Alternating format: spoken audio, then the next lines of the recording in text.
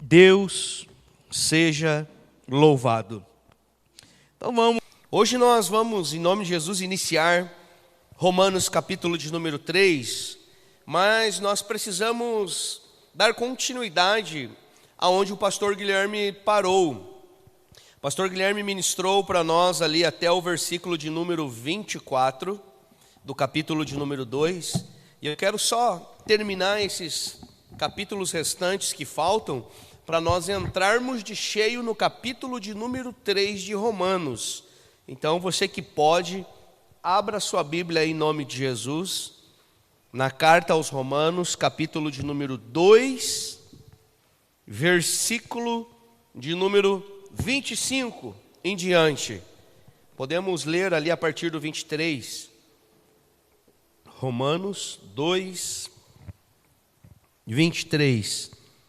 Vai falar assim a palavra do Senhor. A carta que o apóstolo Paulo escreveu aos Romanos, capítulo de número 2 e o versículo 23. Diz assim: você que se orgulha na lei e desonra a Deus desobedecendo a lei, como está escrito, o nome de Deus é blasfemado entre os gentios por causa de vocês. Versículo 25, presta atenção agora aqui. A circuncisão, essa era a questão. A circuncisão e a lei. Paulo estava ministrando acerca do poder da circuncisão, acerca da lei divina de Deus, e os judeus estavam afrontando, colocando objeções, perante a vida do apóstolo Paulo. Agora o apóstolo Paulo, no versículo 25, ele diz assim, a circuncisão, ela tem valor se você obedece à lei. Tipo, você quer seguir o ritual da circuncisão? Perfeito, você pode seguir, mas ela só vai ter valor quando você obedece à lei. Mas, se você desobedece à lei, a sua circuncisão já se tornou incircuncisão. Então o grande problema era que os judeus eles não conseguiam compreender isso, que de fato ninguém conseguiu cumprir toda a lei a não ser o Senhor Jesus Cristo. Então Paulo estava falando assim, Paulo estava trazendo a graça de Deus, ministrando a graça de Deus para os judeus, e eles não estavam compreendendo, eles estavam debaixo da lei, daquele ritual. Paulo estava dizendo assim, esse ritual simbólico da circuncisão que vocês fazem, no órgão genital masculino, não tem valor nenhum. Ele só vai ter quando vocês obedecerem toda a lei. Ninguém consegue obedecer toda a lei. O único que conseguiu cumprir toda a lei foi Jesus Cristo. E a palavra é clara, ele não veio abolir, ele veio cumprir. 26 diz assim: se aqueles que não são circuncidados, ou seja, está falando dos gentios agora, a graça de Deus ela é tão gloriosa e tão poderosa que ela incluiu nós agora na história.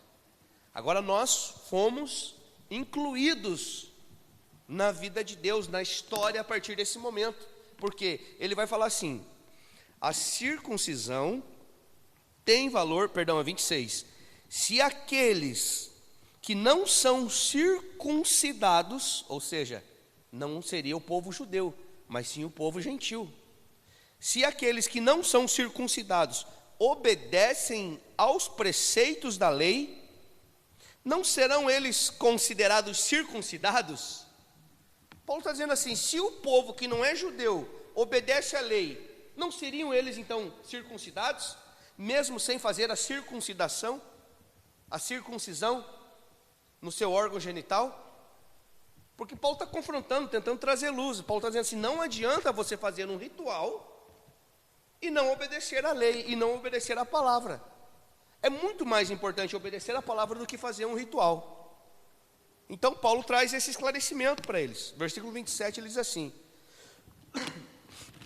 aquele que não é circuncidado fisicamente, mas obedece à lei, condenará você que, tendo a lei escrita e a circuncisão, é transgressor da lei. Uau, Paulo está dizendo assim, Aqueles que não são circuncidados, mas que obedecem à lei, que estão seguindo os preceitos da lei, eles estão condenando a vocês, judeus, que foram circuncidados. E estão colocando vocês num lugar de transgressores da lei, porque vocês não cumprem a lei.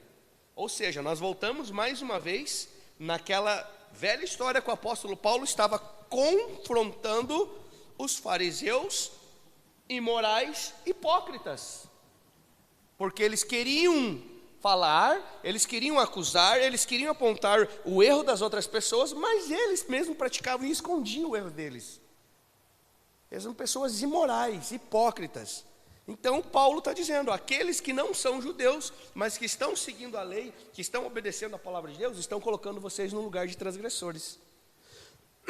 E o mais lindo de tudo, agora vem o versículo de número 28. E isso aqui precisa ficar muito claro para nós, porque aqui vai falar do Israel de Deus, porque o Senhor virá buscar o povo dele. Muitos falam do Israel de Deus, e nós precisamos entender que o Israel de Deus é o povo que foi e que é circuncidado, sim, mas não a circuncidação que é externa, o ritual, aquela do coração, né? Aquela que você confessa com o teu coração, confessa com a tua boca e crê com o teu coração. Aqui o versículo 28 vai dizer assim, ó: não é judeu quem é apenas exteriormente, não é judeu somente quem nasceu naquela região.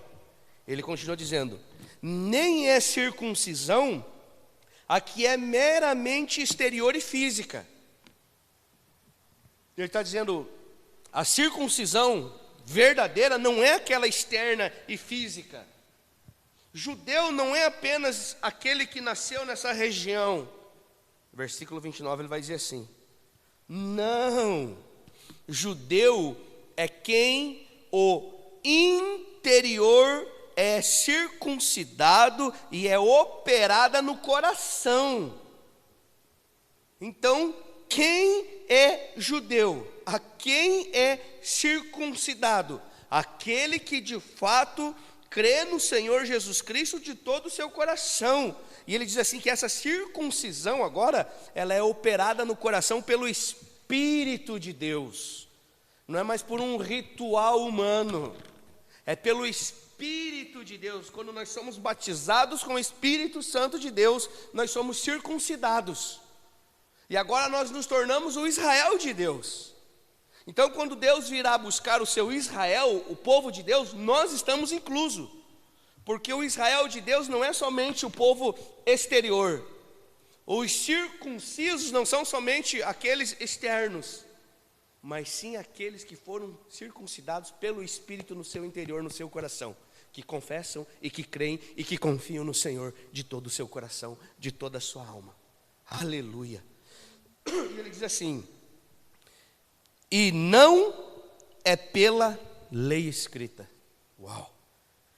Para estes o louvor não provém dos homens, mas provém de Deus. Então, nós somos hoje o Israel de Deus. Nós somos o povo circuncidado, sim, pelo Espírito Santo de Deus. Quando? Quando somos batizados. E deixa eu abrir um parênteses aqui. Pastor, e quando somos batizados, então é quando nós falamos em línguas estranhas? Isso é um dom. Isso é uma manifestação. O batismo do Espírito Santo é quando nós entregamos a nossa vida, quando nós cremos, nós confiamos e nos sujeitamos ao Senhor. Somos selados com o Espírito Santo da promessa. Então é nesse momento que nós somos batizados. Batizados e selados com o Espírito Santo de Deus. E aí sim, agora conforme nós vamos buscando ao Senhor, o Senhor vai agraciando com os dons do Espírito. Mas nós precisamos entender que o batismo do Espírito não é quando nós falamos em língua estranha. Isso é simplesmente uma manifestação de um dom de Deus, né? Porque senão, aquilo que eu falei na quarta-feira, eu conversei uma vez com um pastor, temente ao Senhor, já um ancião, E triste, porque ele falava, eu não sou batizado com o Espírito Santo ainda, Tiago. Eu disse, mas por que o senhor não é batizado com o Espírito Santo? Se eu vejo os frutos do Espírito Santo na tua vida. É porque eu não oro em língua estranha. É porque eu não falo em línguas estranhas.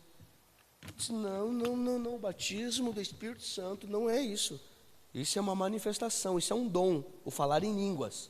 O batismo do Espírito Santo é quando nós entregamos de fato a nossa vida ao Senhor. E aí nós somos batizados e selados. Se oramos em línguas estranhas, glória a Deus. Se não oramos em línguas estranhas, glória a Deus, somos batizados com o Espírito Santo também. Isso precisa ficar muito claro para nós. E agora, então, aqui, nós entramos no capítulo de número 3. Agora, do capítulo número 3, nós vamos ler do versículo 1 ao versículo de número 8. E não para aí. Paulo falando isso, que judeu não é o exteriormente, que a circuncisão não é exteriormente e física, feita por homens, mãos de homens. Agora os judeus vão com objeções, eles vão ir com argumentos para cima do apóstolo Paulo, porque eles não estavam entendendo nada. E aqui no capítulo de número 3, no versículo de número 1, já vem a primeira pergunta. Eles vêm então com os argumentos dele. E agora, então os judeus perguntam assim para o apóstolo Paulo: que vantagem há então em ser judeu? Olha que tamanho egoísmo, olha que tamanha cegueira. Que vantagem então há de nós sermos judeus? Ou que utilidade há na circuncisão? Porque ele englobou.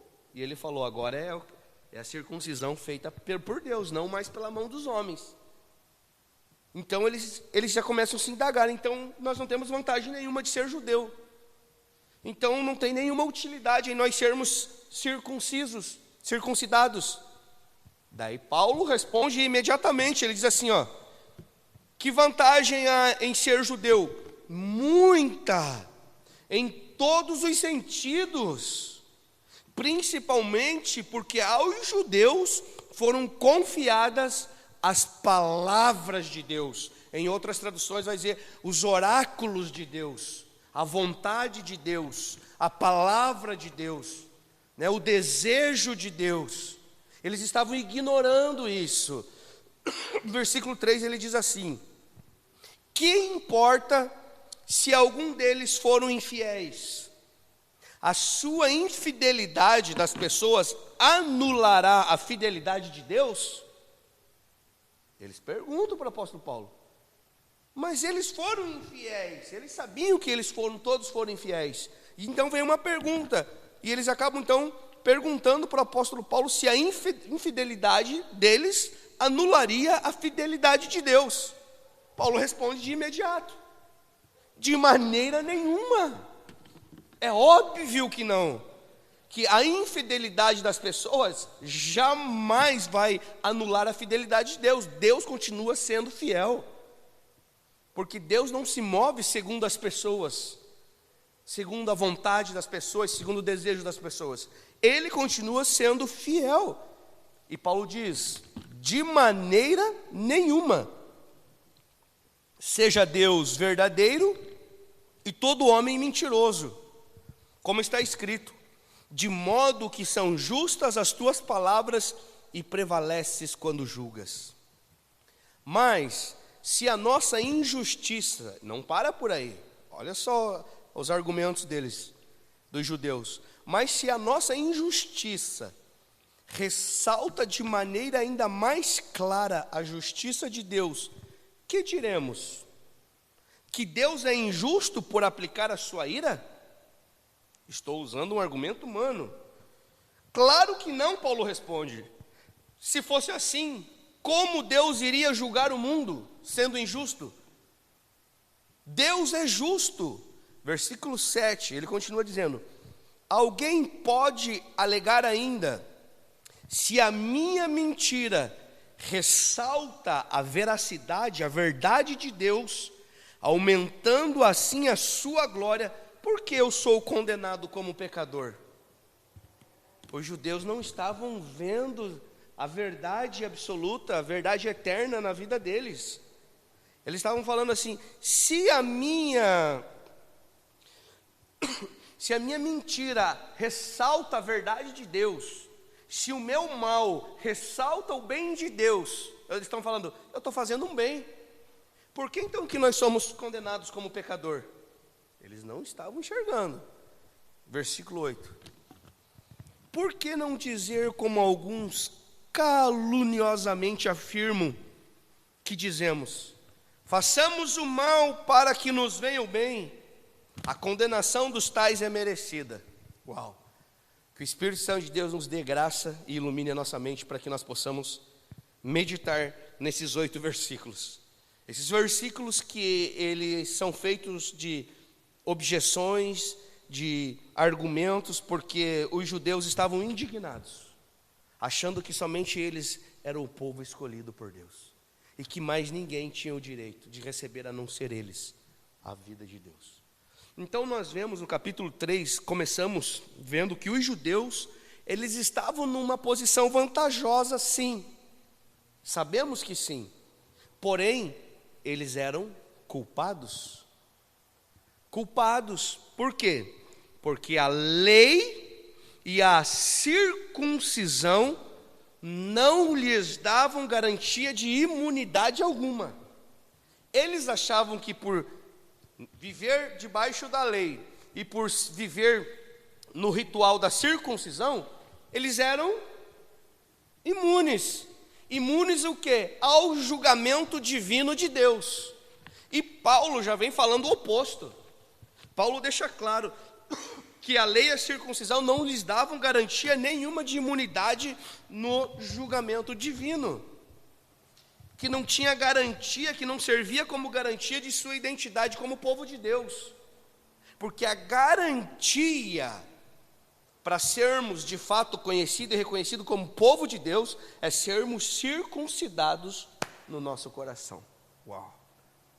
É no coração, é pela fé, é pela graça. Só que temos um problema.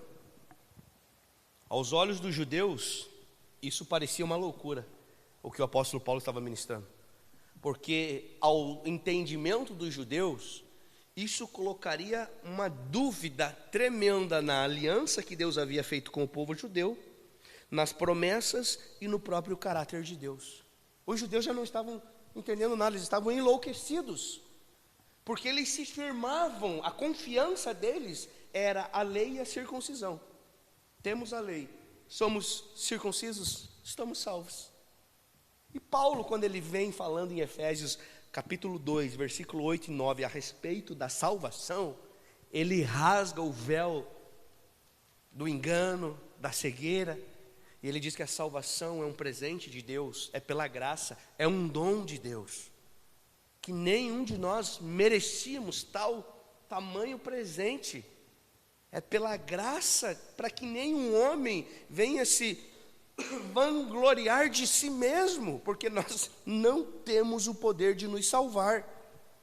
Então, é mediante esse contexto todo que os judeus se levantam com tantos argumentos contra o ensino do apóstolo Paulo nesses 8 versículos. E eu quero trazer aqui para vocês, para nós analisarmos, apenas 4 argumentos, que os judeus estavam o quê? Levantando essas objeções, estavam se levantando esses argumentos que eles não estavam entendendo. E o primeiro argumento dos judeus contra o apóstolo Paulo, nós vemos já no versículo 1 e 2.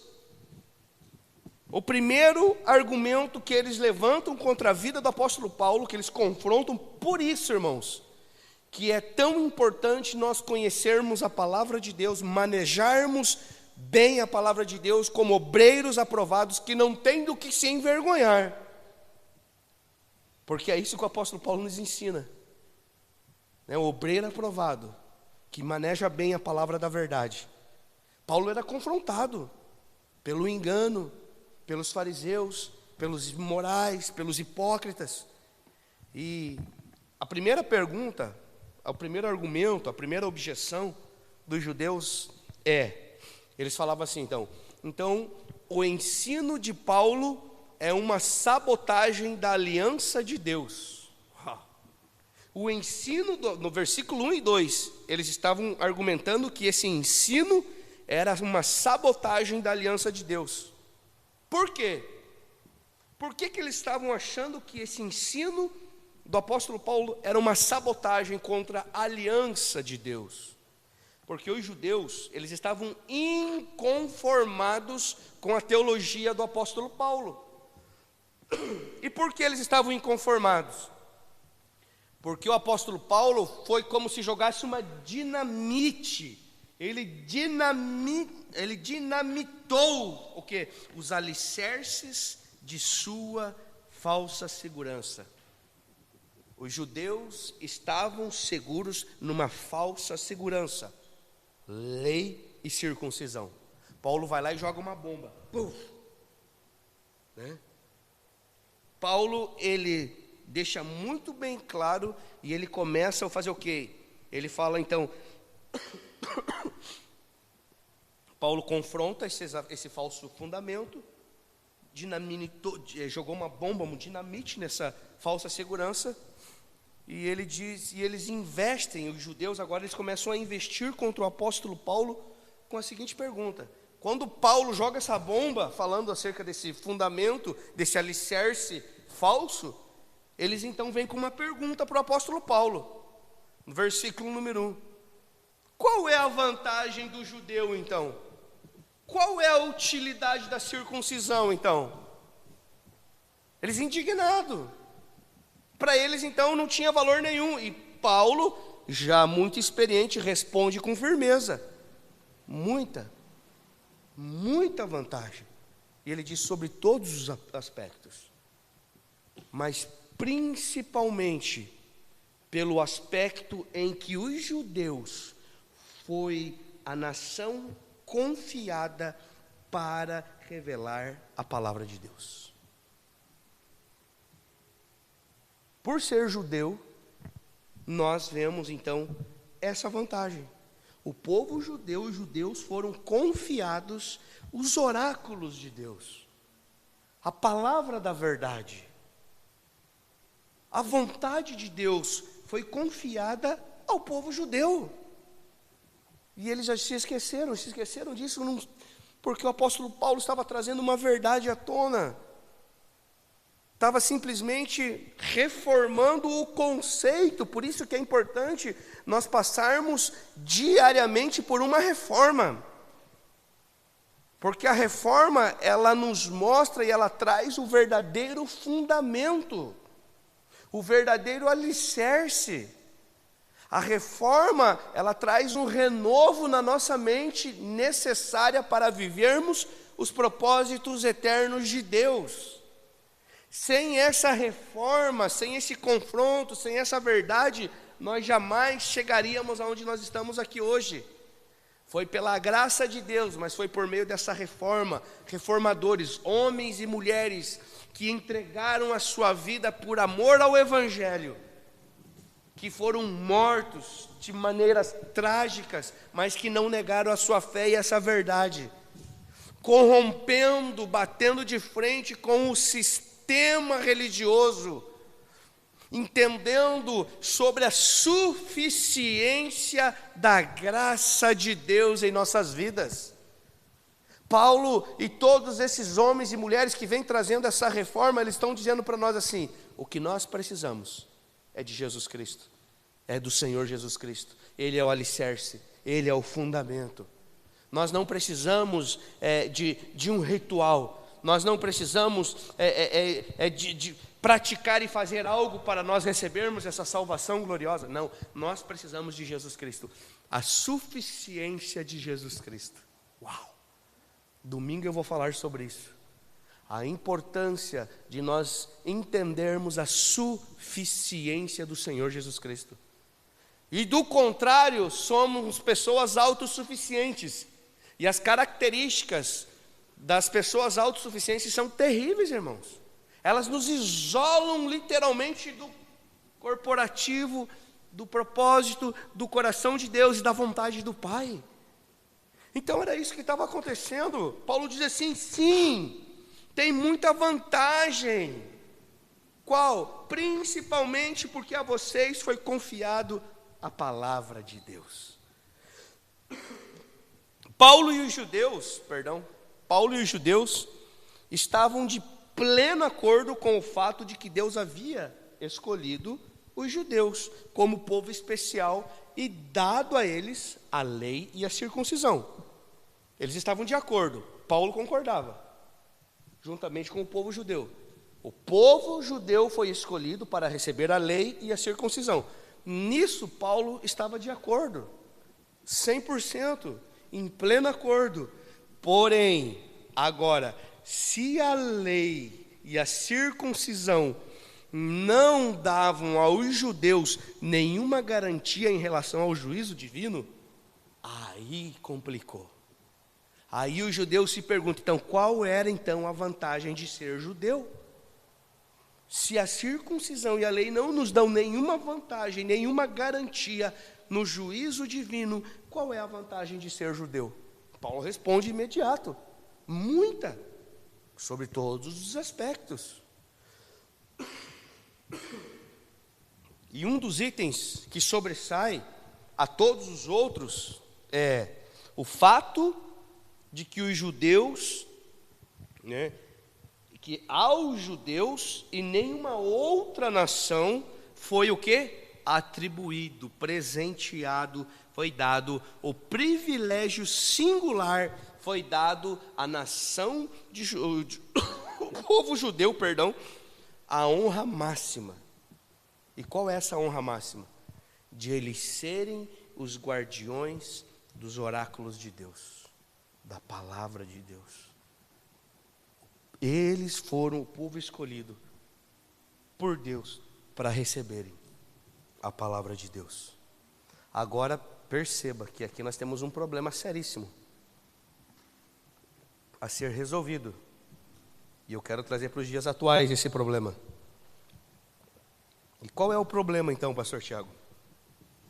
O problema é que os judeus pensavam que possuir os oráculos de Deus, possuir esse privilégio singular, essa honra máxima, era um privilégio e não uma responsabilidade.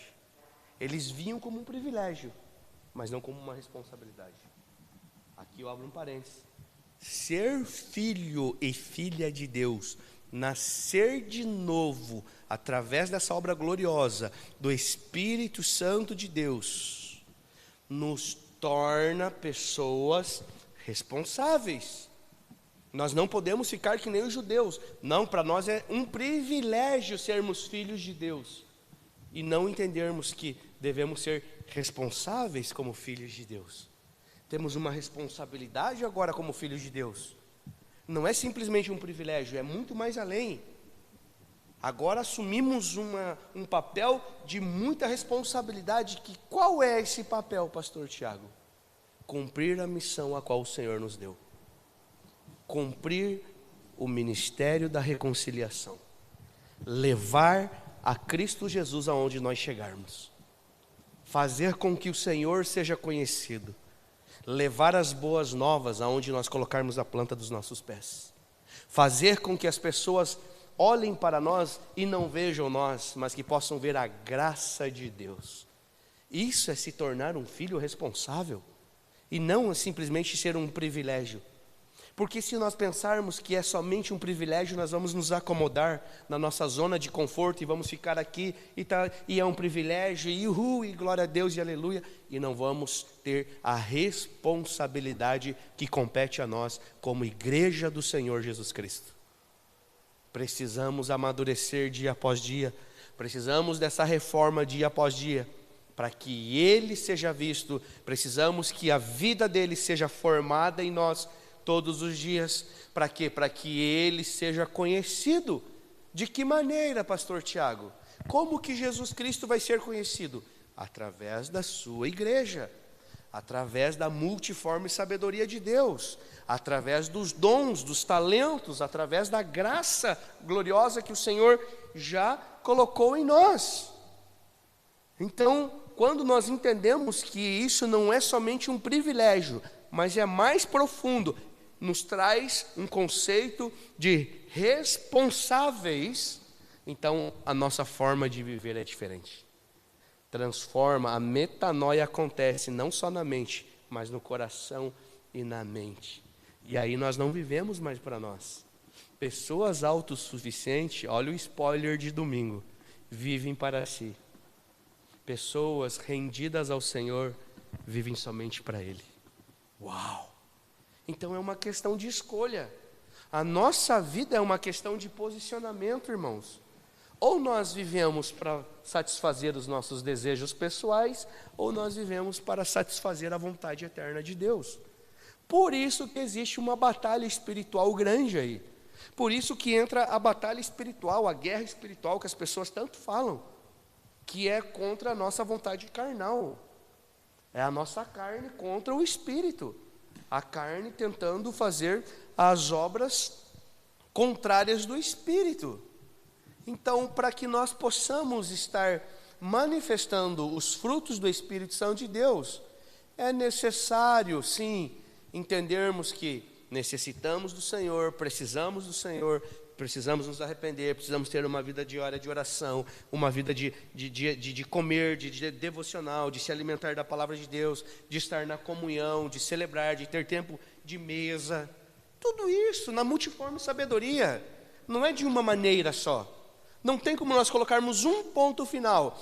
Para você viver a vontade de Deus, você precisa só fazer isso. Não.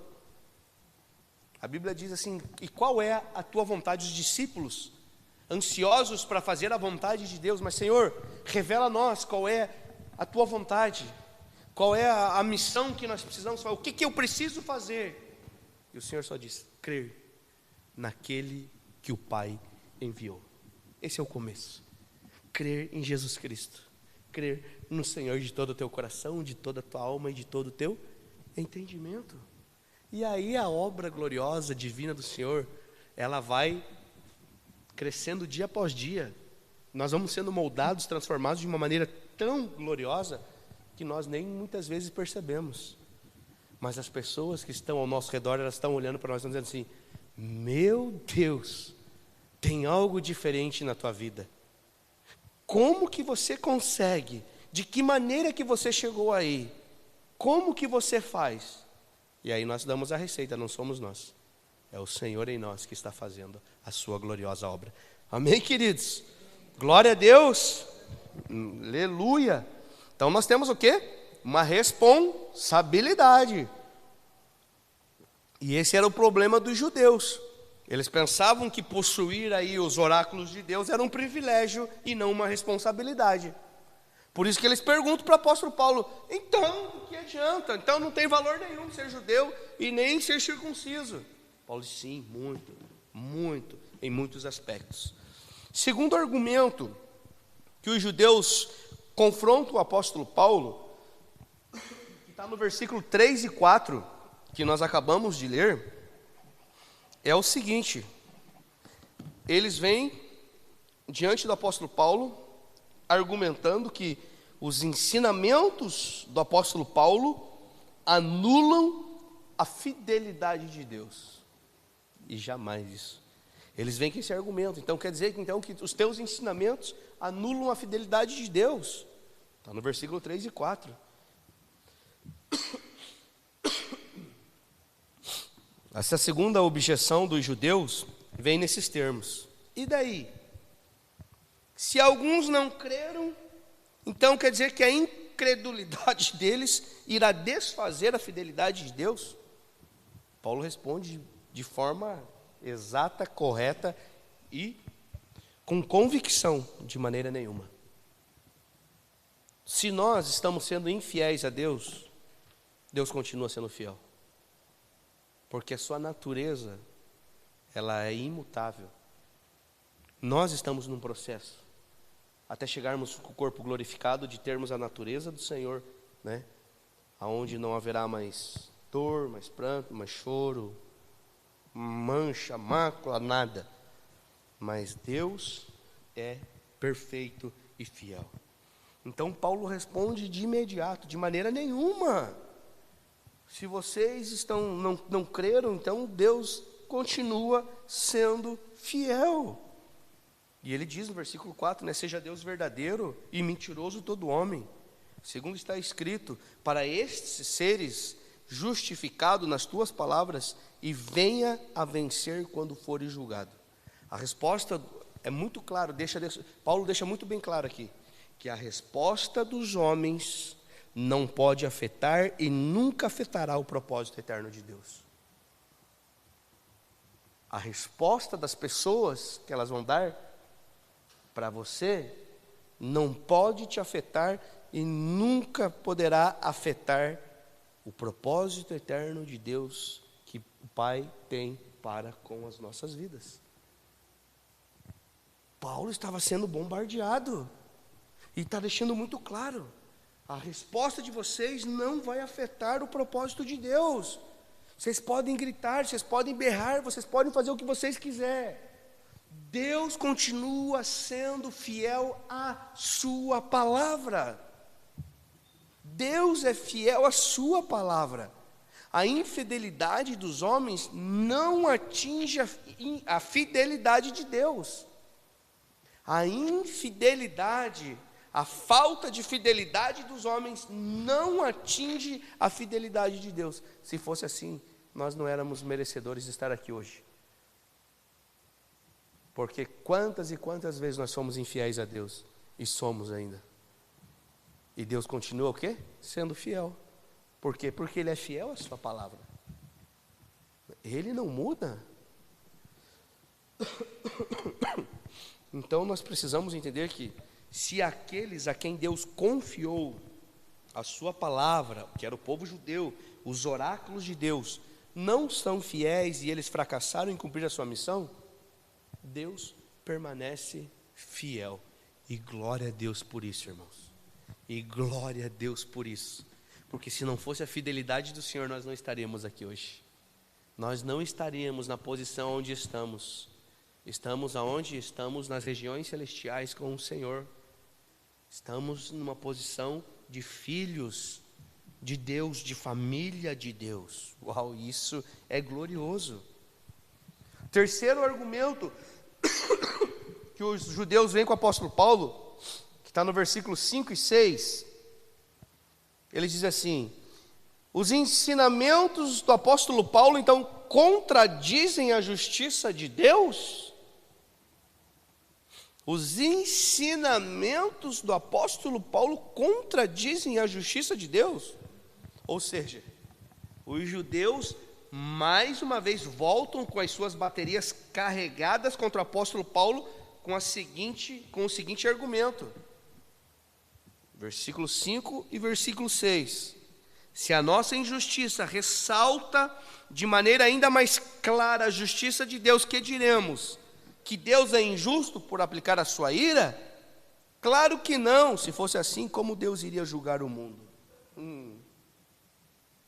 Abra comigo Romanos, capítulo 3 e versículo 5. É o versículo 5. É claro que não. Seria injusto, Deus injusto por aplicar a sua ira? Lógico que não.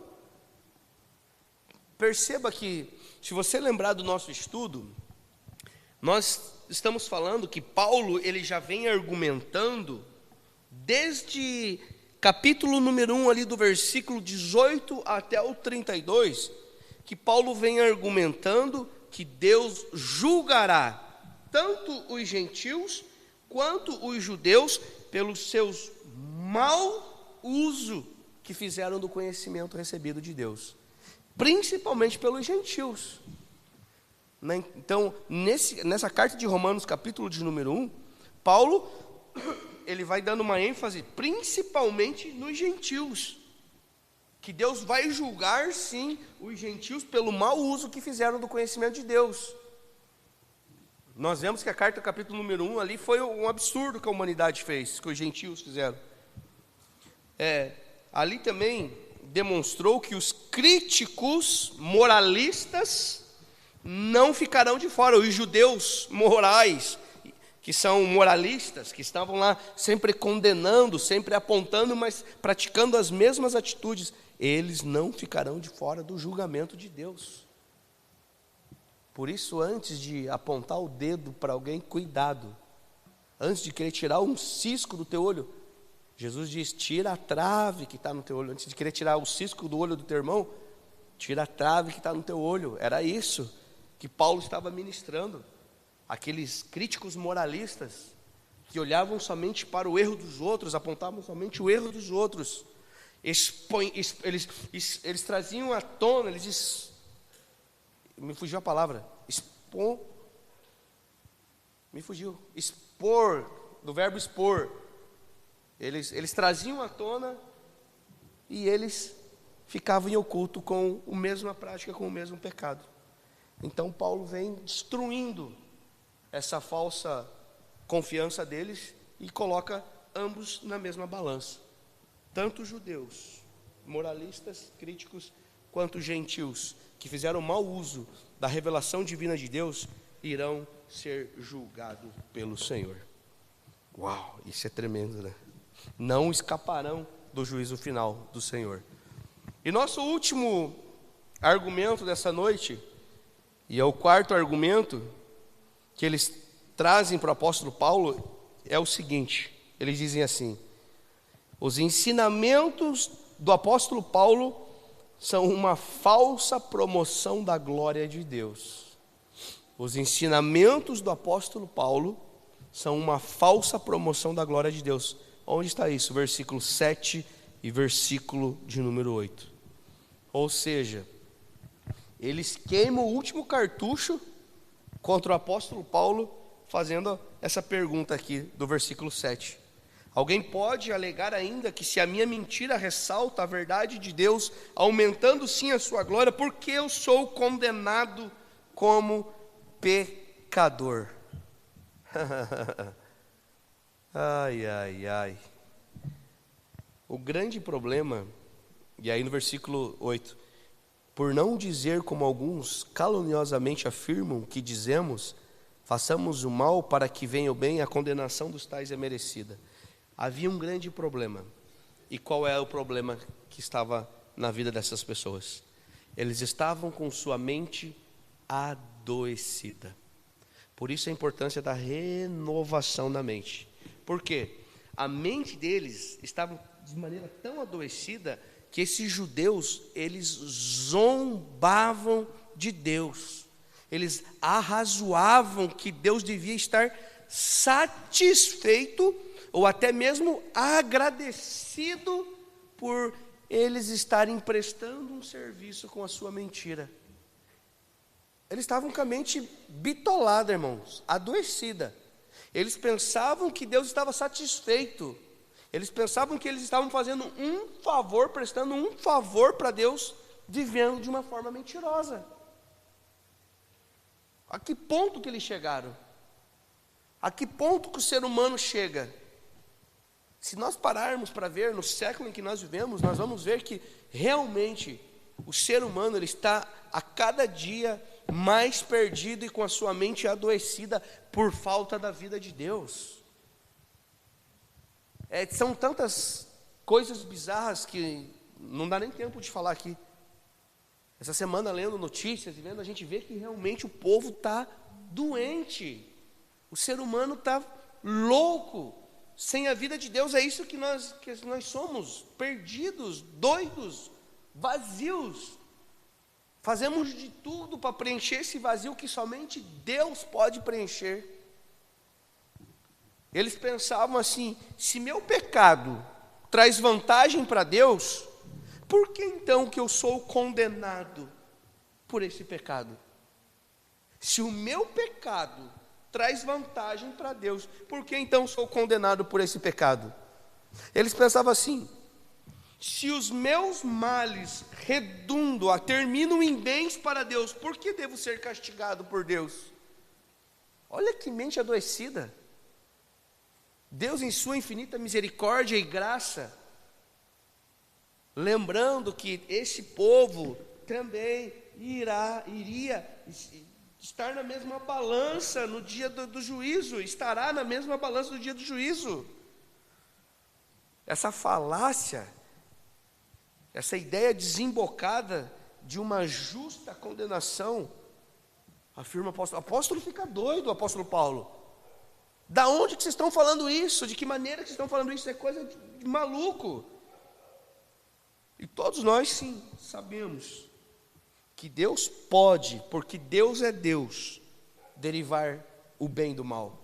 Ele pode, porque Ele é Deus, e Ele age com a sua graça e com a sua misericórdia. E é isso que a palavra de Deus nos orienta, que é por causa das suas infinitas misericórdias, que se renovam dia após dia, nós não somos tragados. Ele está nos dando oportunidade de nós nos lançarmos, de renunciarmos à nossa vida para vivermos a vida dele. Porém, esse resultado maluco que nós estamos vendo aqui desses judeus aqui, esse resultado jamais isenta a culpa deles por terem praticado o mal. Deus, Ele pode derivar bem do mal, mas Ele transformar do mal o bem não isenta a culpa por quem foi feito esse ato.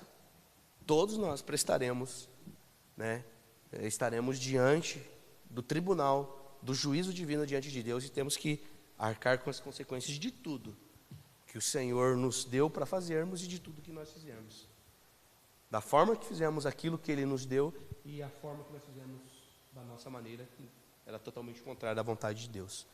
Por isso que nós precisamos entender que o fim nunca justifica os meios. Deus fez o bem do mal, mas essa nunca foi a vontade de Deus. Por isso que o fim não justifica os meios. Por isso que a caminhada com o Senhor, nós temos que começar de forma íntegra, caminhar de forma íntegra e terminar de forma íntegra. Por isso que o apóstolo Paulo diz: combati o bom combate, terminei a carreira e guardei a minha fé. O fim nunca justifica os meios. Ah, pastor, mas está dando certo. Mas para dar esse certo nós tivemos que nos corromper aqui. Não faça. Não faça, não se corrompa. Não negue a verdade de Deus por nada nesse mundo. Ah, tem que fazer um negocinho aqui e tal. Não faça. Seja íntegro diante de Deus. Porque Deus é quem recompensa. É Deus quem faz. É Deus quem nos guarda. É Deus quem nos cuida. É Deus que é o nosso mantimento. É Deus que é o nosso alimento. Deus que é a nossa provisão. Deus é que faz tudo em todos. Amém, queridos? Glória a Deus. Se coloquem de pé e vamos orar em nome de Jesus. A partir da semana que vem nós vamos, se conseguirmos finalizar o capítulo 3, nós vamos do versículo 9 ao versículo 20. Quarta-feira que vem nós vamos falar sobre a depravação total da humanidade. Meu Deus. Nós vamos ler já no começo que Paulo vai dizer assim, não há nenhum justo sequer. Não existe nenhum justo. Já confrontando os judeus moralistas. Pastora Kelly, você pode orar por nós em nome de Jesus?